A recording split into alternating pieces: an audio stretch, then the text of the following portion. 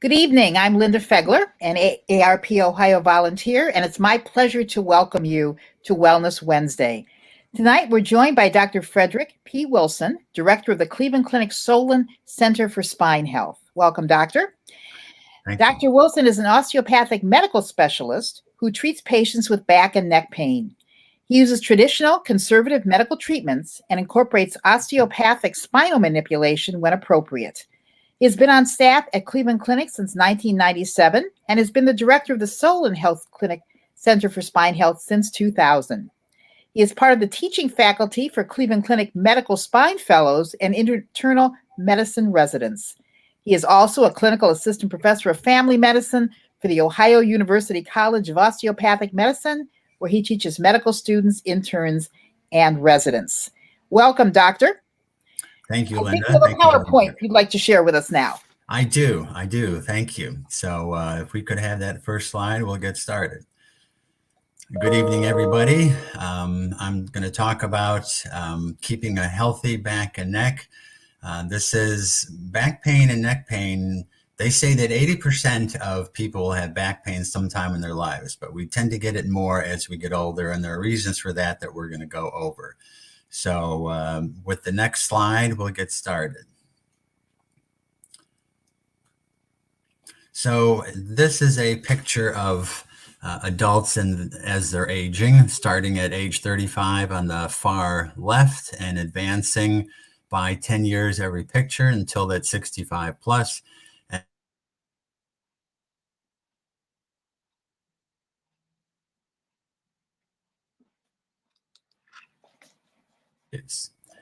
And so next slide, please. So when we're standing with good posture, our head is right over our spine. There's supposed to be a direct line from our ear to our hip to our ankle. So when our head is balanced in that position, it only feels like 12 pounds, which is about what it weighs. But if you start leaning forward, that weight appears like it's much more.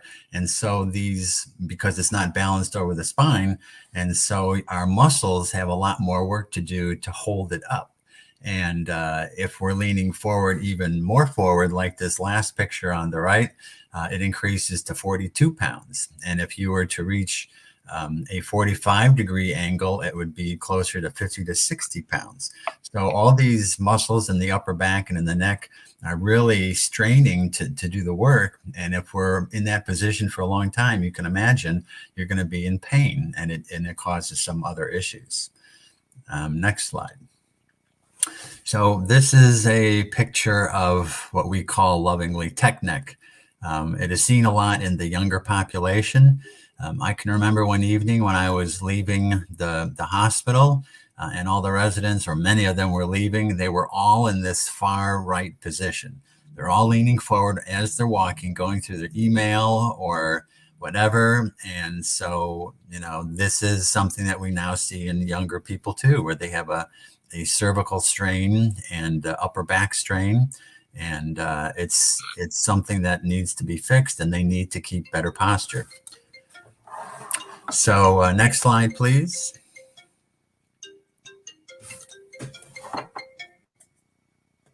Next slide, please.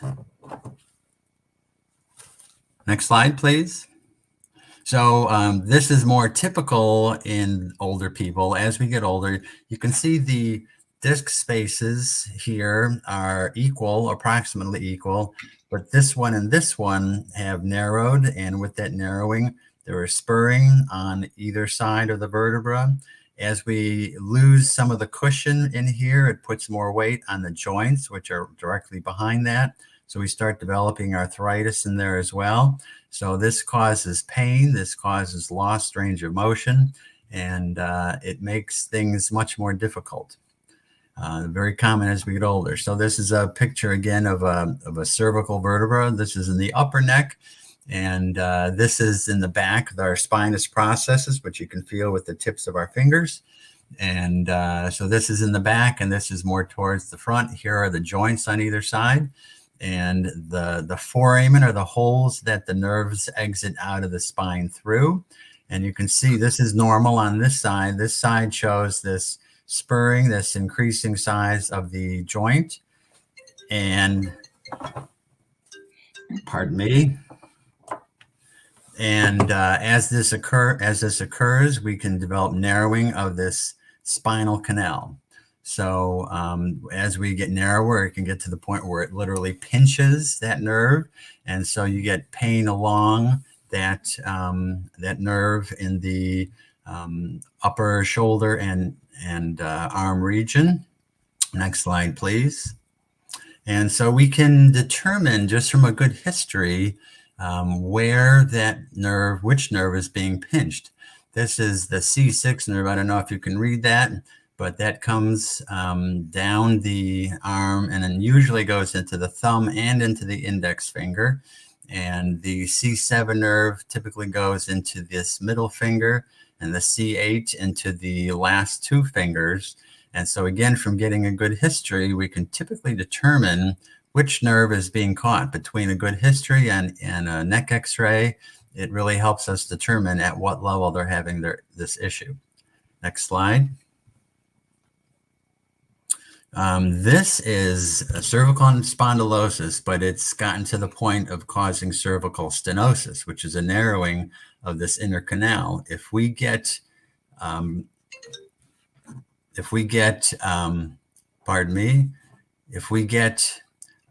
these disc protrusions from these different levels, and we get thickening in the back of the canal, this spinal cord gets pinched on either side, and if it gets pinched hard enough, it can start developing damage. This is an area of what we call myelomalacia, which is actually cord damage, and that can cause other issues in the rest of the body. It can cause arm weakness. It can cause difficulty gripping things. It can change your handwriting. It can affect your balance. So when things have gotten to this point, this has to be opened up so that we stop the damage being done to the cord. And once that damage is done, it's done. So we have to kind of get it done as quickly as we can, often seen in older people. So this is a picture of now the lower back. So same as in the neck, we have these vertebrae with the cushions between.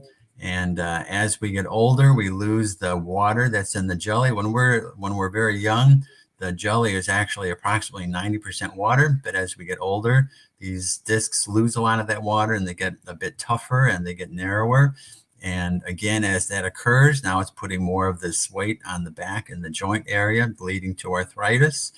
And if you get arthritis with enlarging joints, again, we're talking about getting in the way of the foramen where the nerve exits, pinching that nerve. And so you can get that pain down the leg. And when the spinal canal is actually more open when we're in a flexed forward position. And as we're standing or leaning back, the canal gets smaller in diameter. So if you've already gotten pretty critical small diameter of the spinal canal, it can start causing a lot of problems with all the nerves in the back. And next slide, please. So again, this is the spondylosis. This is the narrowing that occurs, and we can get typically a narrowed canal causing pinching. But if we're leaning forward, this hole actually opens up, as does the central canal. So people who are having pinched nerves either from the foramen or in the central canal, these are the people that you see in the grocery store leaning on the grocery carts. Because like I was mentioning, as we lean forward, we open the canal and we open these foramen. And so we have less pain and more comfort. Next slide. Just as in the neck, there's a pretty classic pain pattern that we can determine from a good history where this which nerve is being pinched. So the L1 and L1, L2, and L3 nerves, typically the pain stops around the knee. And the pain starts in the back and in the buttock and comes around to the front and even to the inside of the thigh. The sciatic nerve consists of L4, L5, and S1. So these are the ones that go past the knee. L4 goes down the inside of the calf to the big toe. The L5 nerve comes down typically the outside of the calf to the middle 3 toes, and the S1 nerve right on the very bottom here hits the last toe, and it's the lateral ankle. So again, just from getting our information from the patient, we can determine which nerve is being pinched, and then between x-rays and MRIs, pin down what the problem is and decide what we're going to do about it. Next slide. So we were talking about some narrowing on the inside as well, which is lumbar canal stenosis. This is a lumbar vertebra. This is the back, that spinous process we talked about. Here are the joints at 4 o'clock and at 8 o'clock. Now, typically in the lumbar spine, you don't have a spinal cord. That spinal cord is solid until we get behind the L1 vertebra, and typically it breaks into the individual nerves called the cauda equina. And then these individual nerves, if they get pinched in the canal, they can lead to these classic pain patterns. This narrowing of the inner canal stenosis is caused again by the 3 factors. Actually, there's 4, which we'll talk about in a second, but the 3 classic factors are a disc protrusion from the front, which can come into the canal from the front. Again, as we get arthritis in the joints, they're at 4 o'clock and at 8 o'clock. And as they get bigger, they encroach into the canal. And you can see this orange or gold ligament here. This is the ligamentum flavum. And as we get older, these get thicker and can actually even buckle. And again, makes this canal tighter. And if that canal gets tight enough, it can pinch all the nerves that are coming past that. And not only are nerves coming past that, but there are also little arteries that travel with these nerves. And if we're walking with stenosis, bad stenosis, the blood can get pinched off first. And so if we're walking, the nerves that go past that narrowing into the leg start getting starved for blood and oxygen, and they can develop symptoms of tingling, numbness, and even kind of a rubbery sensation in the legs. Back one slide. The other thing that can cause stenosis is this slippage, which is called spondylolisthesis.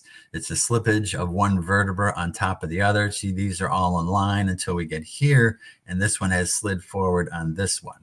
And as that occurs, that can also lead to narrowing of the canal and cause some severe narrowing, causing all kind of issues in the legs.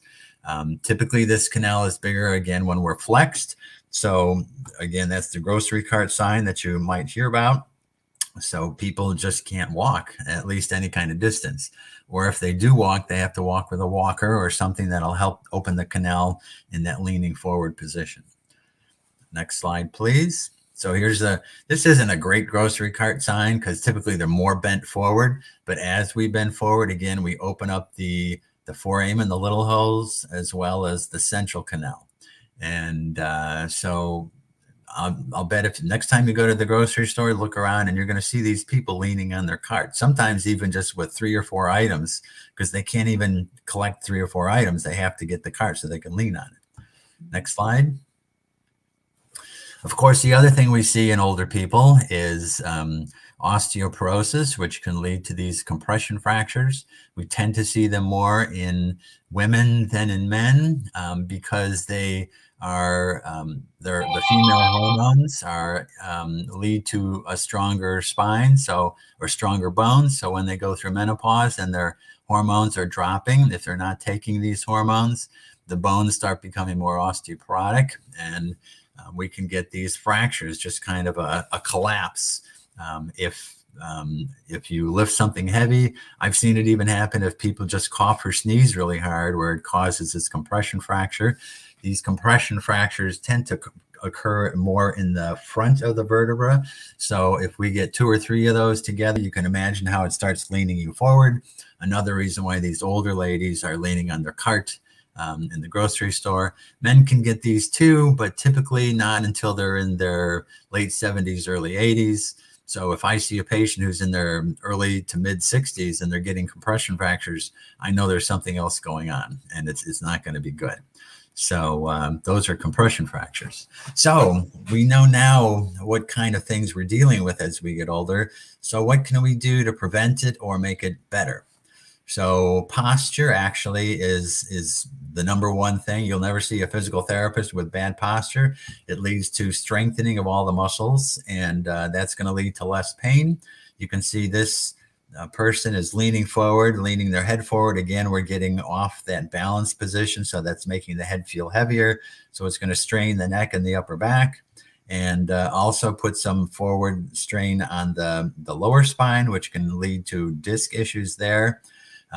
Everything is nicely balanced, and so he's not going to have his issues. Typically, the top of the screen should be about even with the eyes, about 1.5 feet to 2 feet away. And this is, again, a good standing position. He's not slumping. His ear is over his hips, is over his ankle. And so everything is nicely balanced, and we're not straining anything. So that takes muscle strength to do. And as older people get weaker and they're not exercising, these muscles do get weaker. So they can't hold themselves like this, and they start leaning forward, leading to that first picture that we were talking about. Next slide, please. So if we are leaning forward, what can we do about it? Well, we can strengthen those thoracic extensor muscles. This exercise is called scapular squeezes. All we're doing is pinching our shoulder blades together, hold it for the count of 4 or 5, and relax. You do that 10 times. It's kind of rolling these shoulders back. As we get these muscles stronger, it helps roll these shoulders back. And as these shoulders are rolled back, it brings the head more into a balanced position. So I have people always do these. I like this one as well, which is kind of the rowing exercise. I have them tie a TheraBand around a doorknob, and then they kind of row, keeping good posture. And that's going to strengthen that upper back as well. Next slide, please. These are other thoracic extension exercises, push-ups in the corner of the room. So you start with your hands on either side of the corner. You get your head beyond your hands. Again, you're bringing these scapula closer together, and you're using your strength to push away from the wall. Or you can push right through a door frame, same thing. You've got your hands on the door frame, and you get your head and body past your hands and come back. And you can even do it side to side, which is going to strengthen some of the other muscles to keep you in a better balance. Next slide. As we do get older, and like I said, we can lose range of motion and get stiffer. Neck range of motion exercises can help us try to keep our range of motion or improve it once we've lost some of it. As those of you who have a stick neck know, it's very difficult to drive making turns, because now instead of using your head to turn 90 degrees, you got to turn your body to see where you're going. So it's even kind of dangerous. So it's important to keep our range of motion in our neck. And this is a classic cervical chin tuck, which is the exercise we do for discs. So if you do have bad discs, and if you do these on a regular basis, it'll keep anything that's bad in better position. Even my patients with disc problems, if they do their exercise every day, they do much better than those who don't. Next slide. These are some exercises for arthritis in the back, the more flexion-related exercises. So one knee to the chest, other knee to the chest. You do each side 10 times. Both knees to the chest and back down. You do those 10 times. I have people first thing in the morning after they've done these 2 exercises and this one, where you're laying on your back, knees bent, and you roll your knees to the left and you roll your knees to the right, each side 10 times. I have them get out of bed and do this one. Sit on a low chair, lean forward, touch the floor, come up, and do that 10 times. Again, that helps open up the joints, and it helps them feel less stiff in the morning. Next slide. These are core strength exercises. Again, if we're going to keep good posture, we need good core strength. And if we have good posture, we're going to have less pain. So these are kind of beginner exercises. This one on the left is called a Superman, where you're lifting the opposite arm and leg just off the ground, holding it for the count of 4 or 5, putting it back down. Then you do the other one, the left arm and the right leg back and forth, and you do maybe 10 times. And bridging, which is good again for the core. This is actually a flexion exercise, but it's the minimal amount of flexion And it's still good for a good core because you're holding this position for the count of 4 or 5, bringing your hips back down, getting it back up again, and you do 10 of those. Next slide. As you get stronger, you can make it more in a kneeling position. So again, I'm sure her balance is a lot better than that lady who's laying on the floor. And again, you do opposite arm and leg, hold them up for the count of 4 or 5, and then the other leg, and you go back and forth. One of the things I love for both spondylolisthesis, for core strengthening, and for arthritis are aquatherapy, where you're exercising in a pool.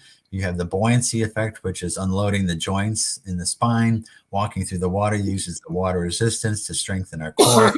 And it's very effective at core strengthening and reducing arthritis pain. Next slide. So healthy lifestyle to prevent spinal spondylosis. Number 1, we all know smoking is bad, and it's also bad for your discs. And if you have bad discs, like I say, you start that whole process going where you start increasing the weight on those joints, and you can have more arthritis. Keeping a normal body weight through healthy eating and aerobic exercise. As we get heavier, it's more weight on these joints, and it leads. Obesity has been proven to accelerate joint arthritis.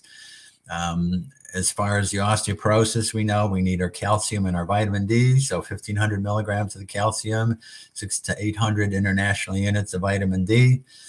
Some places need more, like Cleveland, because we have so much darkness in the wintertime. We rarely see the sun. And of course, the sun helps supply vitamin D through our skin. We need to do our core exercises and try to use good posture as much as we can. Obviously, we're supposed to lift with our legs, not with our back. If you lift with your back, you're more prone to herniating your disc. You don't want to do that. And there is an anti-inflammatory diet, which is minimizing red meats and sugars, eating more fish and turkey and chicken and vegetables, and that can help reduce arthritis pain. And that's it. So thank you very much. So I'm sure there are some questions that need answers. Well, thank you, Doctor. I think we're all sitting up a little straighter after that. I did too. Well, the first question, I think, which I think you mentioned you hear quite a bit, is doctor versus chiropractor. Can you talk about for back pain? Can you talk about the difference with those two words? Well, there are different theories for chiropractors and osteopaths. When chiropractor was started in the late 1800s, they felt that there was some kind of a inner body force that traveled through the spinal canal. And if you could open that canal as much as possible with manipulation, it was often the kind of cracking manipulation that you might hear about.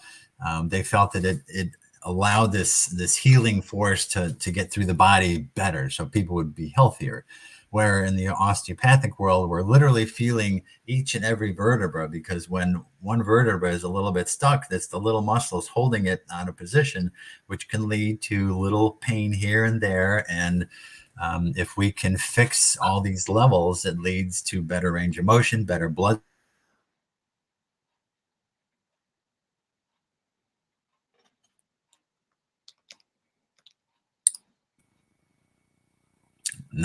Any more questions?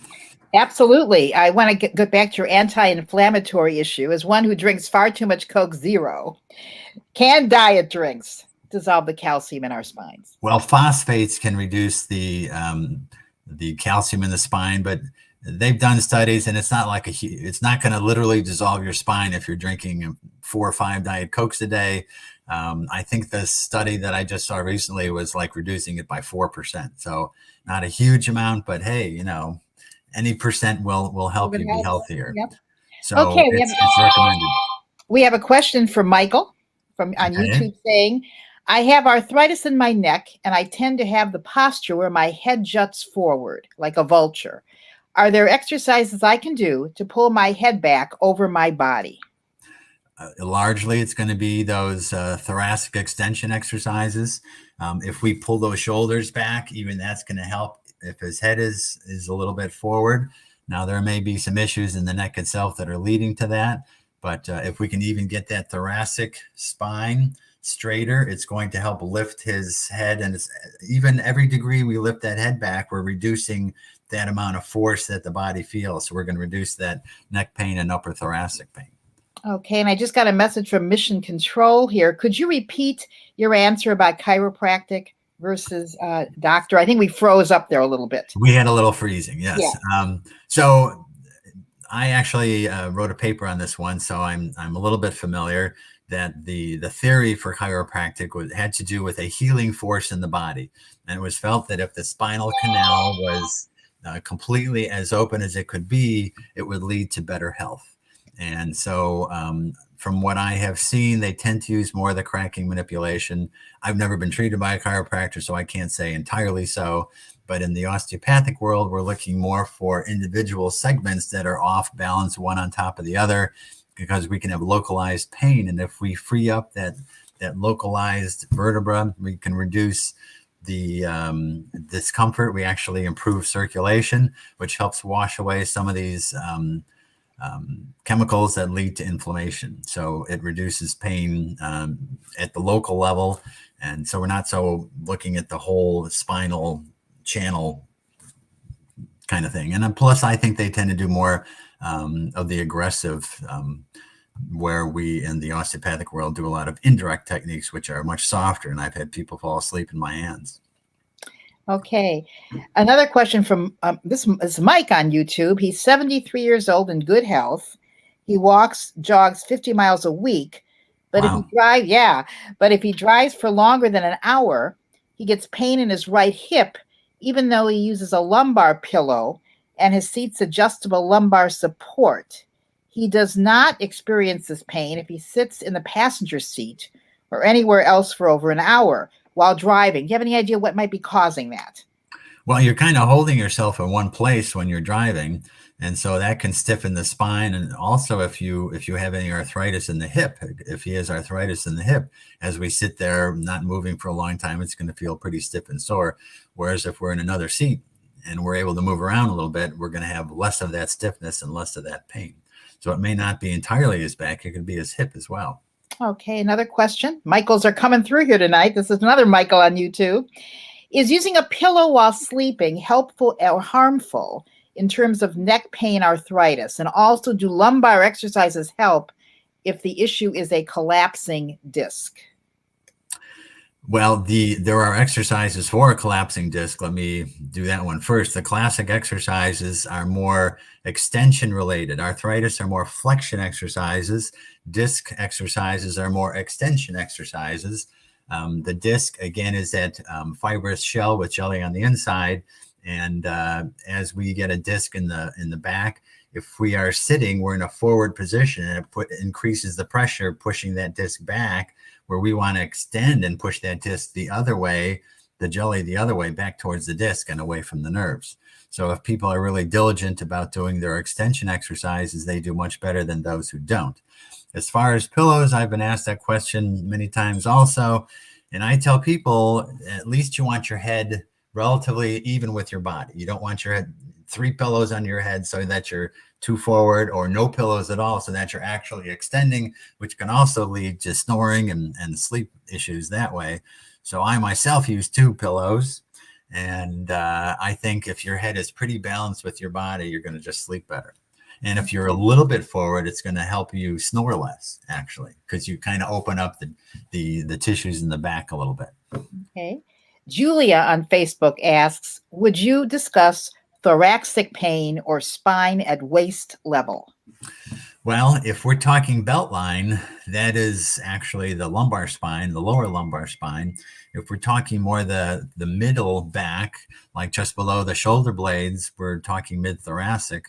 And again, typically with the thoracic, it's going to be doing strengthening, extensor strengthening exercises, because so many of us are in that leaning forward position, again, causing that head to cause neck and upper back pain. We tend to also feel a lot of upper back pain when we're tense, because what do? We lift our shoulders up when we're really nervous. And you do that for any length of time, and that gets things really tight. So you want to do some range of motion, stretching exercises, bringing those shoulders back with the thoracic extension exercises, and that should help things feel better. Okay. Nancy on YouTube asks, do you, doctor, have any recommendations on how she should address her osteoporosis? Typically, I tell patients, because I really don't do a lot of that, I tell them they should be following up with their primary because they need to get their bone density on a regular basis at the same bone density machine. And, the primary is better at talking to them about their diet and their exercise. If they're really bad, I actually send them to a bone specialist. We have one in our building, Dr. Deal, who is really, really good with some of these newer medications as far as increasing calcium in the spine. So I don't do a lot of that, but I do know that you're supposed to get your vitamin D, get your calcium, and do your aerobic exercise. Okay. Dana on Facebook asks, in your PowerPoint, there were stretching exercises, including arching of the back.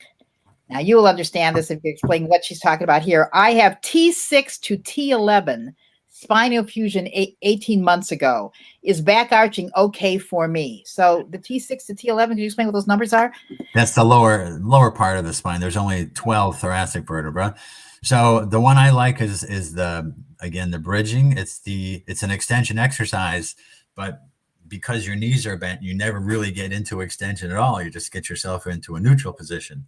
So if your knees are bent and your feet are on the floor, and you bring your hips up so that you're in a straight line from your knees and your hips and your shoulders, hold that for the count of 5 and let that down. So that should be fine with the fusion surgery because you're just getting into a neutral position, not more than that. So, and certainly strengthening your back is still going to be good for a fusion. When you've got a fusion, it causes, because those 4 vertebrae can't move in her case, you get more work above that fusion and below that fusion, so that can accelerate disc degeneration at those levels. So extension exercise is still good for those discs, and bridging is one of them that I like because it's a neutral extension exercise. Okay, another YouTube question. What do you think, doctor, about steroid injections for back leg pain? And can you discuss drugs such as Prolia injections for osteoporosis? Well, the Prolia, again, is done by rheumatology. So I typically refer those patients to rheumatology who does those injections. And what was the other? Oh, that's, can you discuss drugs such as Prolia injection? Okay. Or steroid injections. Steroid, yeah. Mm-hmm. So when you have a herniated disc, an acute herniated disc, and it's pinching a nerve, that pain is an 8, 9, 10 out of 10.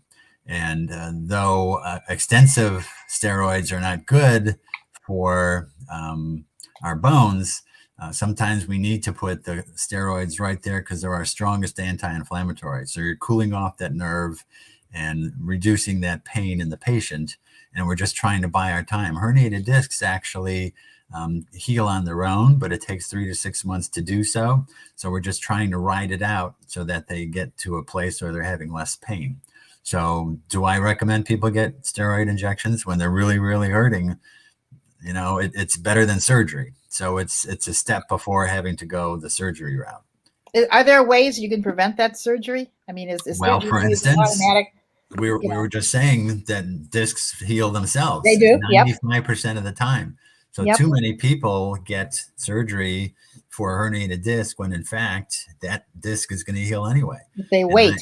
And if they wait, if they can wait, if they can, they're doing the right exercises. I can't tell you the number of people, 5 to 10% of people who have spine surgery develop scarring. Once that scarring encases a nerve, you've got pain the rest of your life and you can't get rid of scars.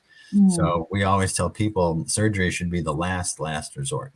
Is there a period of time after that, the normal period of healing, when you decide you have to do the surgery, there's no other alternative? What we are most concerned about is weakness. So if that nerve is getting pinched to the point where that patient is starting to get weakness in those muscles, we can't guarantee we're going to get that back. So if a patient has obvious weakness in their leg, we're forced to do surgery when perhaps we don't want to because we're trying to save that muscle. Okay.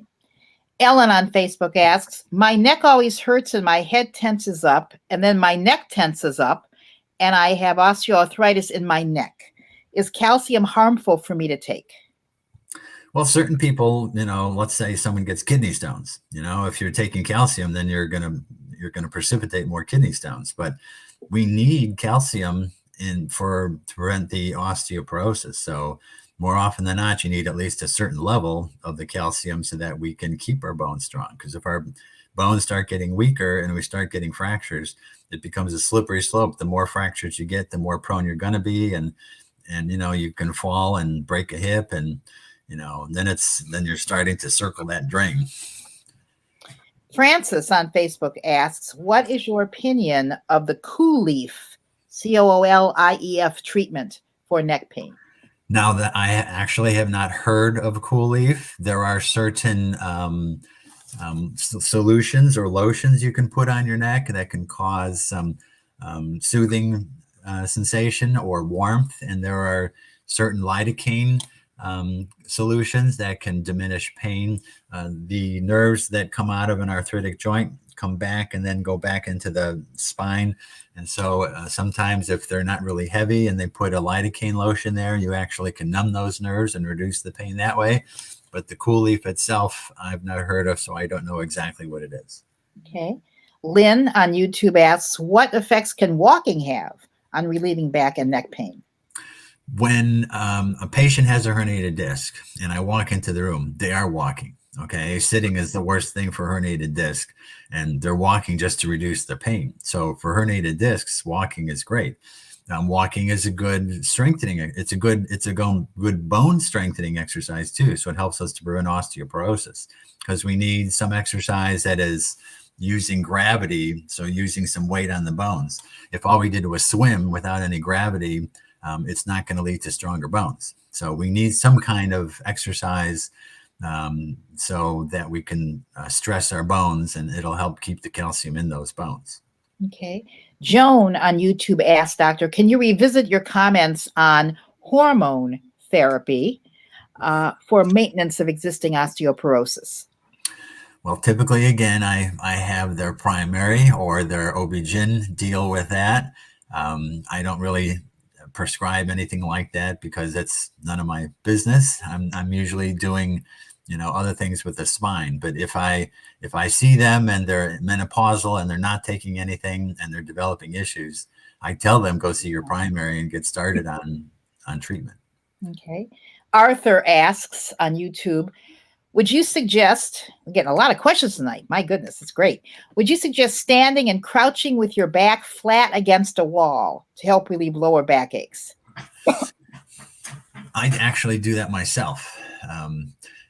Because a lot of us have that forward bend, it kind of stretches everything. If you lean against something and if you do a little rotation while you're leaning back, you might even hear a little pop here or there, which is, again, one vertebra kind of balancing out over another one. So it can really stretch things out and you feel looser and less pain when you're done. So I do it myself. So obviously I must believe in it. That's right. There we go. That's the best tip we have tonight, I think, to say, you do it, we should do it. Okay. Ernesto on YouTube asks, do you recommend the tilt device to hang from like the teeter inversion table for back and neck pain relief? Inversion tables are creating traction. Okay. So traction is good for disc. Can you talk about what an inversion table is exactly for those of us who aren't? An inversion table is a table that usually you get on and maybe it holds you at your ankles, but then you can tilt it down. Okay. And that way you're using your own body weight to give your spine traction.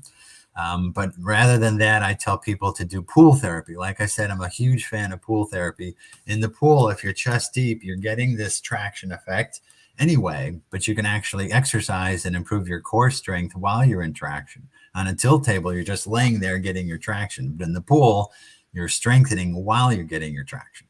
So I prefer that over those tables. And what do you recommend to address scoliosis? Pool. Okay. Pool will actually is good at core strengthening, and the stronger your muscles are along that spine, it can help slow down scoliosis and just get you stronger, so you're going to have less pain. So if it's not when scoliosis is getting bad in an adolescent, then we worry to the point where we might do surgery. But in older people, if they've got scoliosis, they have to really be bad for us to have them undergo a surgery like that, because it's a difficult surgery. The bones are already changed from aging, and so It's kind of a brutal surgery. So as long as possible, if we can help it, we try not to do scoliosis surgery, and I put them in the pool. Okay. Well, Francis on Facebook clarified the COOLEAF is cervical cooled radio frequency. So one of the questions is actually that came in earlier is please discuss radio frequency ablation. Okay. Well, that's what the COOLEAF is then. So as I was mentioning earlier, out of our joints come these little nerves, these medial branch nerves that as they come out first, then they go back into our canal and send that pain message to the spine. So before we do an RFA, we typically will first numb those nerves with like a lidocaine and a cortisone preparation to see if it does reduce the pain. And in fact, insurance generally won't allow an RFA until they've had 2 of these injections and both of them helped. Okay. So then you can go in there and do an RFA. RFA doesn't kill the nerve, but it damages the nerve. And so they can have reduced pain for several months.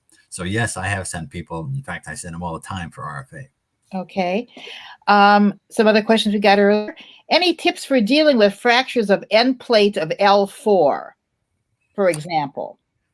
Well, it depends on what kind of fracture. If it's a typical little fracture or a compression fracture, we went through a time where we were, and we still do on occasion, where we would do this surgery where we'd inject cement into a vertebra for compression fractures, because as I said, most compression fractures are like a wedge. And then if you get a couple of these in a row, you're putting more increased forward bending, which increases the risk.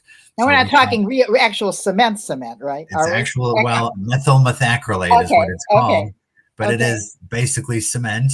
And so they would drill a hole, put a balloon inside that vertebra and kind of blow it up and make a chamber. And then they can inject the cement into that chamber, which helps to reduce some of that wedging. And usually it helps reduce the pain, but it's kind of fallen on hard times again. And some paper somewhere along the line felt that it wasn't as effective as it was first thought to be. So we really only do it in someone who's really having an extended period of pain. Typically, like compression fracture, like any fracture, hurts really bad 4 to 6 weeks. And by 3 months, 4 months, it's pretty much gone. Some people that just keep hurting. And so, we put in that methyl methacrylate at least to reduce that pain. Okay. Susan from Facebook asks, I had a RFA. I'm not sure what that is. You can probably explain that to us. Radio frequency ablation. Okay. At facet joints, L3, L4, and L5. And I'm getting injections at ILIAC sacral joints for severe osteoarthritis. As a 71-year-old female who uses a cane to walk, what exercises should she do to help her condition? If you have arthritis, then again, you want to do the flexion exercise. Those are the ones I showed where they're bringing one knee to the chest, other knee to the chest, both knees to the chest, bending the knees and rocking them side to side, and then getting out of the beds on a low chair and bending forward. So we want to open those facets, which will help reduce pain and improve range of motion somewhat. So for arthritis, we do the flexion exercises. For disc, we do extension exercises, or there's the pool. The pool will help both of them at the same time. If there's nothing else that you can do, you can always do the pool, and that generally will help anything wrong with the spine. And it seems like it always goes back in many ways to the pool. And there's so many great water exercises you can do. You don't have to be an expert swimmer to be able to. No, it's not swimming. It's really not swimming. Most of it involves walking in the water, forward, backward, side to side, getting in the deep end with a vest on, just letting your legs hang like traction again. And then while you're wearing that device, you gently jog. And as you're jogging, your body is trying to stay upright. So what are we using? We're using our core muscles. And so we're getting those core muscles stronger. And that's going to help everything. Okay. And again, you don't have to know, there's great classes at WISE and other areas you can find these where you don't have to be afraid of the water to get in and exercise. Right. There are and it feels effortless, really, in many cases. Some people don't want to go because of COVID, but I give them their exercises. Some people have a pool in their backyard. And I say, okay, here are the exercises. Do them in your backyard pool, and it'll still help. Are there any new techniques or procedures that work? Laser therapy, light therapy, anything on the horizon that you see? Well, there are some groups that use laser in their name because it sounds very 21st century, maybe in the 22nd. Yeah. Okay. And do they use lasers? Well, they might just to burn a little bit, but it's no better than any other minimally invasive surgery. We used to do these bigger surgeries where we cut 3 inches and open things up and literally go in there and fix things and then close up, but then it takes time for the muscles to grow back. And so healing took a long time. Now we do minimally invasive surgery through these little scopes. So they're more separating muscle fibers instead of cutting them. The incisions can be 1 inch long or less. And so healing is much faster than it used to be. And it is really as good, if not the same, as laser surgery. Okay. So at the clinic, they were using, they dabbled in it, but felt that it really did not help at all. So we're back to the minimally invasive through the scope. Someone asked, can groin pain be caused by back problems?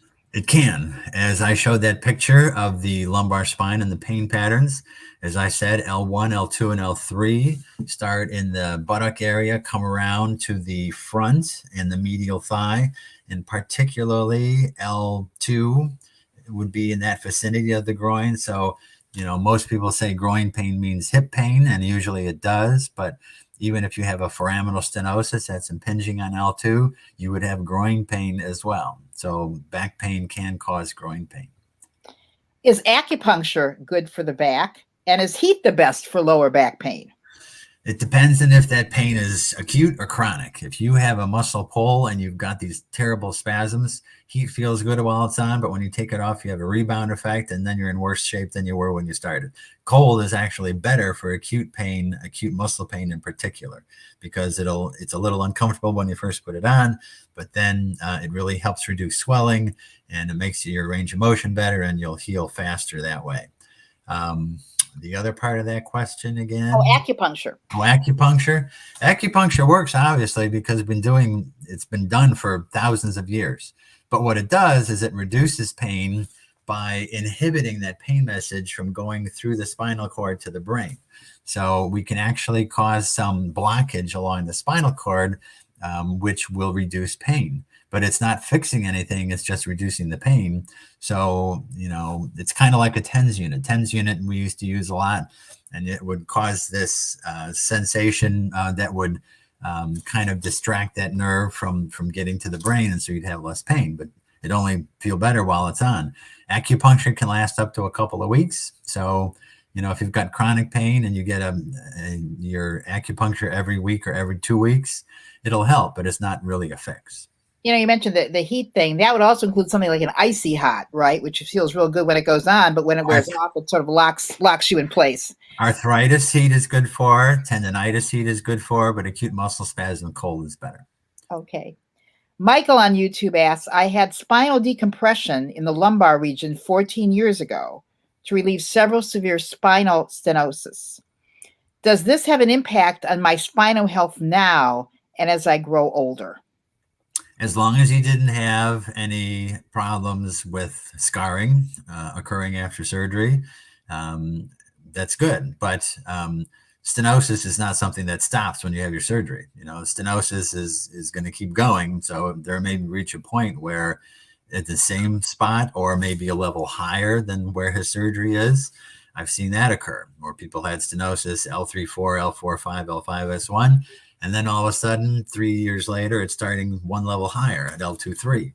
And so, even though it helped you for 3 years, now you're having the same symptoms all over because stenosis isn't something that just stops.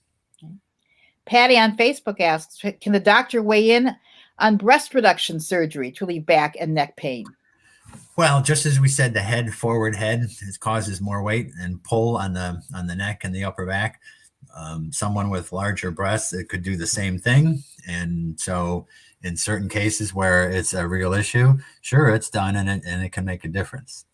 But I can tell you, I've been in the spine group for like 22 years now, and I've maybe sent a couple. So it's not something that is real frequent. Okay.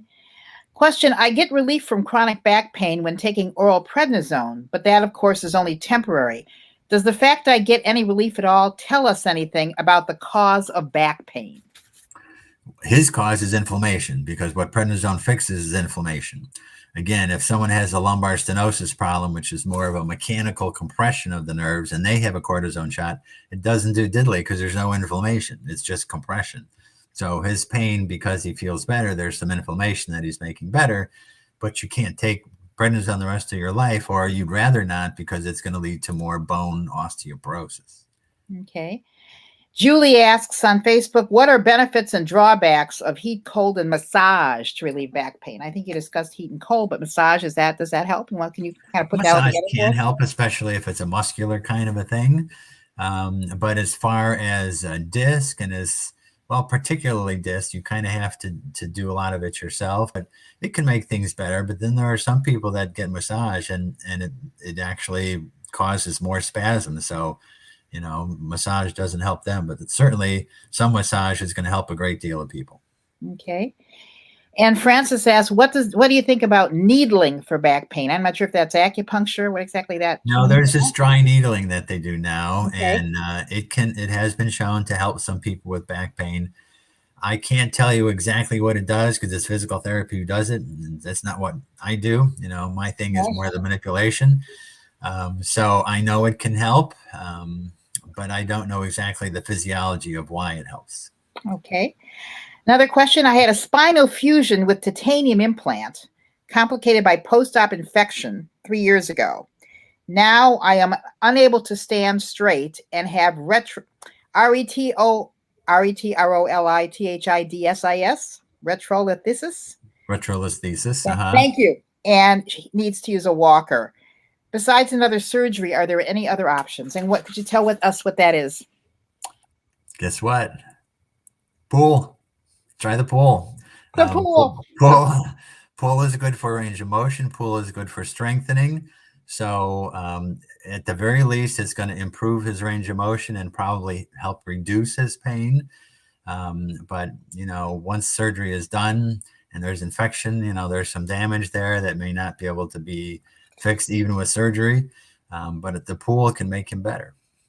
Okay. Like I said at the get-go, I'm a huge fan of the pool. I can tell. Absolutely. Another question. I have almost constant pain in my middle back, left side. Is this from scoliosis or osteoporosis? What can be done to relieve the pain? Osteoporosis in and of itself shouldn't hurt, okay? But what it does is it makes you more susceptible to fractures, which certainly do, okay? So osteoporosis in and of itself shouldn't be hurting. And that other part of the question, she said fusion. Scoliosis. Scoliosis. Yeah. Well, scoliosis can cause pain on the side of the curve. So again, what you're trying to do is strengthen as much as you can that core. And the reason I like pool for scoliosis is because you also have the buoyancy factor, which is kind of straightening traction. So it helps to straighten that curve while you're strengthening all those muscles around that scoliotic spine. So this is another person that if she came to me, the first thing I do is send her to the pool. Okay. I have back pain all the time, especially after standing for long periods of time. What kind of exercises can I do when I wake up and also then before we going to bed at night? Those are the flexion exercises. If he has pain when he's standing, that's when he's engaging his joints. When we lean forward, those joints open, so he has less pain leaning forward. That's why that positive grocery cart sign. So the 4 exercises you should do in the morning and at night are the ones laying in bed, knees bent, pull one knee to the chest, other knee to the chest 10 times, both knees to the chest 10 times, rock the knees to the right and to the left, each side 10 times, out of the bed, low chair, lean forward, touch the floor between your knees, up and down 10 times. Okay. Now, the slippage of the spine always needs surgery. No. How do you get it back up again then if it's slipped? In fact, spondylolisthesis is one of those things that we still try not to do surgery. I had a couple and they both had spondylolisthesis. Can you explain what that is, doctor? What that is? Right? Could you explain what that is? We had one picture of that where one vertebra slides forward on the other one. And that's usually from arthritis. And so again, what we try to do is people are weak again, so it's a little bit more movable and more pain. So if we can stabilize the muscles around there so that it's not moving so much, it's going to hurt less. ergo pool. Okay. Okay. And and flexion exercises, because people with spondylolisthesis have pain standing and walking as well, or extending. So these are more core strength and flexion exercises. Is there a certain age range where people start getting this? And it's not genetic, is it? None of this is really, right? Is it? There are two reasons for spondylolisthesis. The first one actually starts occurring at a young age, somewhere between the ages of 8 and 12. It can be caused by a stress fracture in the back of the spine, just above the facet joints. It's called the pars interarticularis. And it is caused by a lot of extension work. So we see it a lot in high school gymnasts doing backflips and that kind of thing, where they're continuously going back and back, and it literally is a stress fracture in the spine. And the facets are kind of like the brakes. So if you break off the facets, you've lost some of your brakes, so you can start getting slippage at a later age. That's from the spondylolysis. Older people generally get it from the facet arthritis. As we get arthritis in our joints, those joints aren't as crisp as they were, and so there's more slippage forward, and that can lead to a grade 1 to a grade 2 spondylolisthesis. So we're trying to strengthen those muscles to stabilize that slippage. Okay, and final two questions for tonight. Ellen on YouTube asks, what about stenosis throughout the length of the spine? I just had fusion at L4 and L5. Can I prevent the need for additional future treatment? Pull. Do the pull. Generally, we don't get stenosis in the thoracic spine. Generally, we can get stenosis in the neck, but we get it more in the lower back, more frequently in the lower back. But just because you've got a fusion at L4-5 doesn't mean that you're not going to get it at L3-4 or L2-3. Like I said, stenosis is not something that stops once we get our surgery. Things continue because of those three ingredients: facet arthritis, that ligament that tends to thicken and even buckle as we get older, and maybe disc bulges. So generally, if we fuse two vertebrae, now we've got more work above and below that fusion. That leads to disc degeneration, accelerated disc degeneration, so they can get a disc bulge. So now they can get, a stenotic problem above or below that fused area. Okay. So it's not a stop. It's not. Okay. No. And our final question, are there any supplements that you recommend folks take?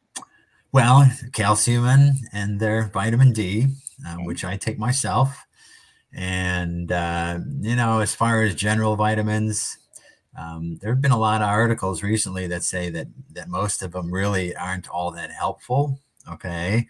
But the best thing really would be a good diet, more vegetables, less red meat, that anti-inflammatory diet, calcium and the otherwise. I'm not a big fan of vitamins, and I don't take them. Okay. Well, thank you so much for joining us tonight, Doctor. You've given us a lot of great tips, and we'll head for that pleasure. pool. No matter the weather, we'll head for the pool. There you go. Thank you so much for the work you're doing at the Cleveland Clinic. And thank you for joining us tonight for Wellness Wednesday. We'll see you again. It was my pleasure. Thank you for asking. Thank you. Good night. Good night.